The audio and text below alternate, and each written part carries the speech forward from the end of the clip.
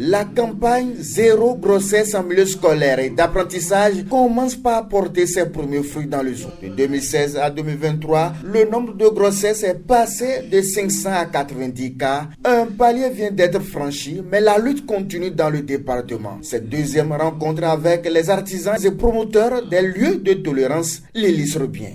Souvenez-vous toujours de l'objectif principal que nous sommes assignés, qui est d'avoir zéro grossesse en milieu scolaire et dans les ateliers. J'ai interdit la fréquentation de vos établissements par ces adolescents-là.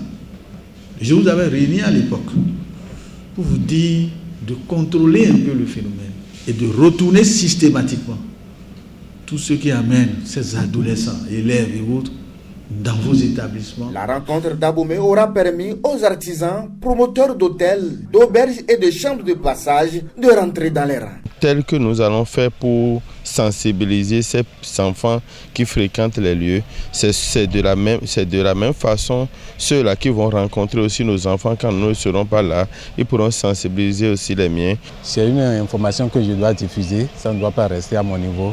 Lors de nos réunions avec les patrons, il y a aussi des patrons qui sont encore un peu jeunes, donc il est question de les sensibiliser aussi. Nous prenons l'engagement de faire en sorte que les mineurs ne vont plus fréquenter nos lieux d'hébergement. Ça, c'est un engagement formel qu'on a pris. Et c'est pour cette raison d'ailleurs que vous avez vu à ces séances. Outre le milieu scolaire et artisanal, l'autorité préfectorale mène la même lutte dans divers cercles religieux afin de faire du respect des droits de l'enfant une réalité dans le zoo.